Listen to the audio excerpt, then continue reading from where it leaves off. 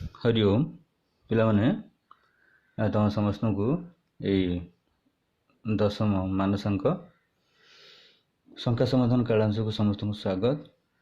जो आम आलोचना करवा षष्ठ श्रेणी मानसांक बहीर पूर्व 8 आलोचना विषय छोट छोट प्रश्न गुड़िकर समाधान।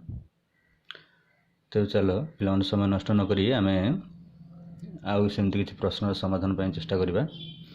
भिडियोटी फास्ट रु लास्ट पर्यंत समस्ते देखा निश्चित आमको किसी किसी नुआ कथा जाना मिल। जो मैंने पूर्व भिड गुड़ा देखी ना से गोटे आई बटन थी से आई बटन को क्लिक कले ऊपर अन्य पूर्व भिड गुड़ाक देखिपर एवं क्रम अनुसार आम गोटे पर गोटे भिड देखिपर एवं संपूर्ण अध्याय को आम जापर। तेज जा प्रश्न को जीवा। पे प्रश्नटी कौन अच्छी क्यों दशमिक संख्यार 0.5 वियोग कर वियोग फल को 10 द्वारा गुणन कर गुणफल रु 0.175 वियोग कले वियोग फल 1.825 है। पे मन पकेबा एमती प्रश्न आम प्रथम श्रेणी पढ़ीचे जदिव से दशमिक नाला आम गण संख्या व्यवहार करते किंतु ये आम सेमती प्रश्न से प्रकार करिपरिबा किंतु दशमिक करवा। ठीक अच्छे आम से गणितटा कि करते रिभर्स रे माने उल्टा क्रम करते नहीं कि आम भी आपको सेमती उल्टा क्रम करवा। देखिए वियोग फल के लास्ट को केते अच्छी 1.825 नहीं तो पछू पछू जावा कौन कह गुणफल रु 0.175 वियोग कले 0.175 वियोग कले लिखाई तेणु आम 0.175 जोग करवा जुक्त 0.175 केते हम पे रफ कार्य करवा आम 1.825 तापर 0.175 मिसले के 5 5 10 0 1 7 8 8 2 10 0 1 1 1 2 8 2 10 0 1 1 1 2 नहीं कि तो पे एवं कौन करवा लिखिदेवा 2.000 ता पूर्व कौन अच्छे देख ये आस गुणफल रु एति वियोग करवा तापर एति गुणन करी 10 द्वारा गुणन करी नहीं कि 10 द्वारा गुणन करी ताले आम 10 द्वारा गुणन गुणन विपरीत कौन ये जमी वियोगर विपरीत आम कौन कले जोग कले से 10 द्वारा गुणन कर गुणन विपरीत हरण नहीं कि से 10 जी है 10 द्वारा हरवा ताले 2.000 हरण 10 ताले पे पूर्व भिडियो आम आलोचना करते जदि आम कौन सी आधार संख्या द्वारा हरुचे ताले से आधार संख्यार जीटा शून्य थी दशमिक बिंदुटी से बाम को जीव ताले देख आधार 10 द्वारा हरुचे 10 के शून्य गोटे शून्य ताले 10 जदि आम हरवा 10 द्वारा ताले 10 बिंदुटी एठू आसिकी ये पहुँच अर्थात 2 बाम पटे आसी पहुँच ताले केते हम 0.2 ठीक अच्छे ताले जापर कौन है ताले केते 0.2 जदि बाम को पड़ेगा ताले रहा आ मुझे दशमिक पूरा डाहाण को पूर्व भिडियो कही दशमिक पूरा डाहाण को जब जिते शून्य लगे तार किसी मूल्य ना तेणु आम बा लिखिपर 0.2 खाली लिखिपर 0.200 जहाँ 0.2 से तापर पुणी प्रश्न को आसा पिला 0.5 वियोग करी ताले वियोगर विपरीत जोग ताले आम 0.2 सांगे 0.5 जोग करदे ताले 0.2 0.5 मिसले के 0.7 तो शेष ताले संख्याटी अतएव संख्याटी 0.7 बुझिपार। एवं परवर्ती प्रश्न को जीवा भाई भाई मैंने देख ये प्रश्नटी कौन अच्छे जड़े पिला 13 टंका 25 पैसा चांदा देले केत जन पिला 662 टंका 50 पैसा चांदा देवे नहीं कि ताले मोट टंका हूँ के 662 टंका 50 पैसा आदा हम ताहले जड़े पिला दे पार 13 टंका 25 जड़े पिला 13 टंका 25 पैसा दौर ताले आम ये कौन करवा जोग वियोग हरण गुणन को प्रक्रिया ये व्यवहार करवा हरण प्रक्रिया नहीं कि ताहले आमे के जन पिला देछन केम जानिबा ना जने पिला देछन 13 टका 25 ताले 662 टका 50 पैसा के जन पिला देबे ताले 662 टका 50 पैसा हरण 13 टका 25 पैसा ताले आगो हरतबा पिला ने हम तो साधारण प्रक्रिया रे साधारण जेमति सेमति हरण करि परिबा पिला ने आ गोटे कथा मध्ये नजर कर एठी भाजक रे एकक रे 5 अछि यार दशमिक बिंदु जते हम माने भूली जिबा जदि हम भाबिबा खाली एठी 1325 अछि एठी अछि 66250 ताले यार एकक रे 0 यार एकक रे 5 ताले 5 रे केते गुणिले एठी एकक रे 0 हो 5 ताले 2 गुण हेले हबो 25 अच्छा 25 2 गुण 50 5 अच्छा ठीक अछि हमें साधा प्रक्रिया रे हरतबा ये चारटा अंक एठी 0 अछि माने एठी 6 गुण नहले 2 गुण अच्छा ठीक अछि हमें हरि के देखिबा 6 6 2 5 0 हमें दशमिक बिंदु उठे देबा कहीं ना यार भी दशमिक पर जोड़े अंक यार भी दशमिक पर जोड़े अंक तेणु साधा प्रणाली रे हरदेले भी चलिबो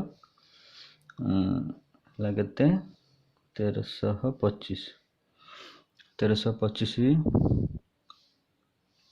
दुगुण हेले 2650 दुगुण तो हबनी 30 हेले 3 5 15 1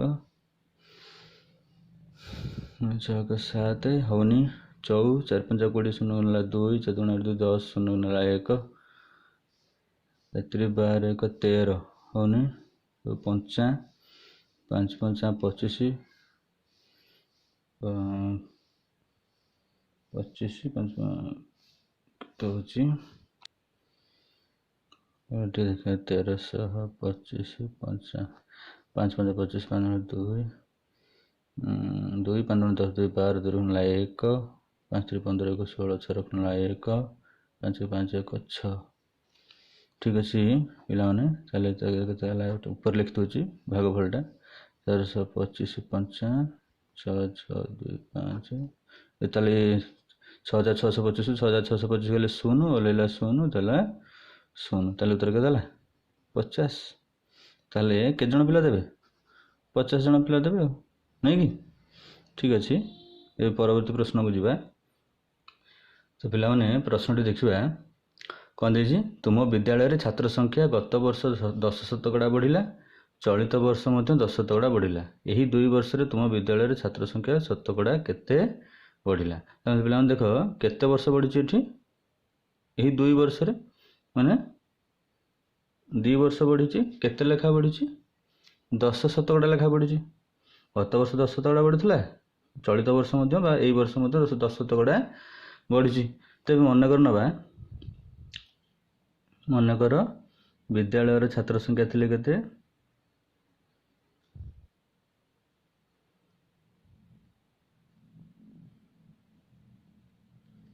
100 शतकड़ा केते 100 शतकड़ा थिले ताले 2 वर्ष बढ़ी छि तबे हम पिला माने जे शॉर्टकट रे करबा ताले कोन करबा ना 1 युक्त जेति की शतकड़ा बढ़ी छि बारंबार जेति शतकड़ा बढ़ी छि तार एठी घात केते रहइबो ना जेति की वर्ष बढ़ितो 2 वर्ष बढ़ी छि तनो घात 2 रहइबो एठी 3 वर्ष बढ़िथिले 3 3 रहि थांदा 4 वर्ष बढ़िथिले 4 रहि थांदा ताले केते हबो 1 युक्त 10 शतकड़ा माने केते 1 युक्त 10 होतो 2 10 10 युक्त 100 हेले 10 10 100 1 युक्त 10 हला तापरे 1 युक्त 1 युक्त 10 माने 10 के 10 1 11 11 युक्त 10 रा वर्ग माने 11 युक्त 10 11 युक्त 10 दिथर गुणन वर्ग माने कोन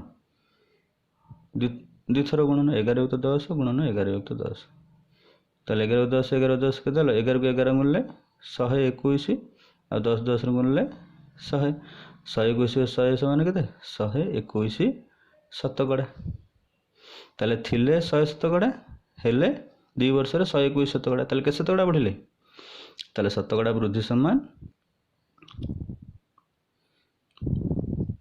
121 ଶତକଡ଼ା ଫେଡ଼ାଣ 100 ଶତକଡ଼ା ସମାନ କେତେ 21 ଶତକଡ଼ା। ବୁଝିପାରିଲ?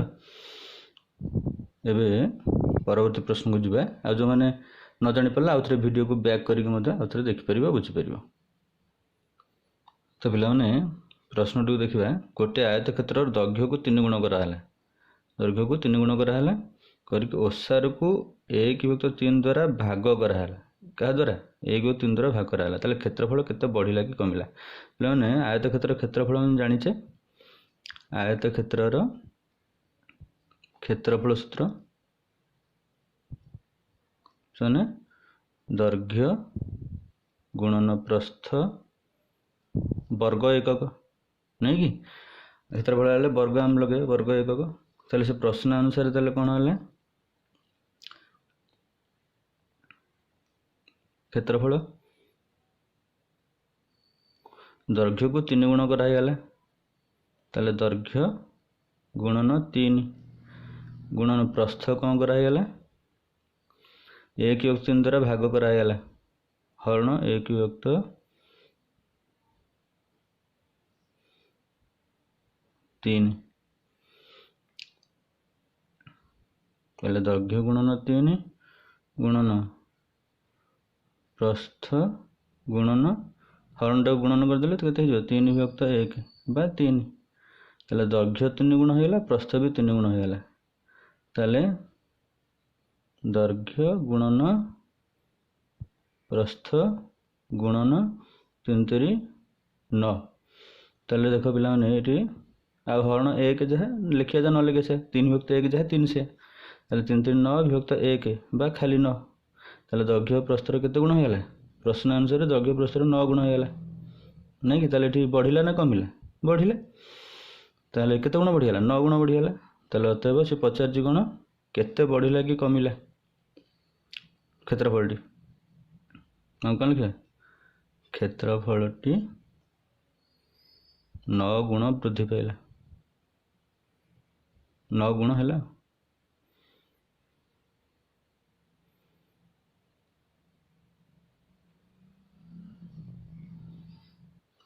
ପିଲାମାନେ ଭିଡ଼ିଓଟିକୁ ବାରମ୍ବାର ଦେଖିଲା ଫଳରେ ଆମେ ଭଲସେ ଯାହା ଆଲୋଚନା କଲେ ଠିକ୍ ଭାବେ ବୁଝିପାରିବା। ଏବଂ ଏ ଭିଡ଼ିଓ ଶେଷରେ ପୁଣି ଆଉ ଗୋଟେ ପରବର୍ତ୍ତୀ ଭିଡ଼ିଓର ଲିଙ୍କ୍ ଦିଆଯିବ, ତୁମକୁ ଦେଖିପାରିବ। ଆଉ ଯେଉଁମାନେ ନ ଦେଖିଛେ ଉପରେ ଯେଉଁ ଆଇ ବଟନ୍ ଅଛି ତାକୁ କ୍ଲିକ୍ କରିକି ମଧ୍ୟ ପୂର୍ବ ଭିଡ଼ିଓ ଗୁଡ଼ାକ ଦେଖିପାରିବ। ଆଉ ବାରମ୍ବାର ଅଭ୍ୟାସ କରିବା। ଅଭ୍ୟାସ ବଳରେ ସର୍ବସିଦ୍ଧି। ସବୁକିଛି ଅଭ୍ୟାସ ବଳରେ ସମ୍ଭବ ହୁଏ। ଆମେ ବାରମ୍ବାର ଏଇ ପ୍ରଶ୍ନ ଗୁଡ଼ିକର ଉତ୍ତର ଅଭ୍ୟାସ କରିବା। ପୁଣି ପରବର୍ତ୍ତୀ ଅଧ୍ୟାୟରେ ଆଉ କିଛି ନୂଆ ପ୍ରଶ୍ନ ସହିତ ଆଲୋଚନା କରିବା।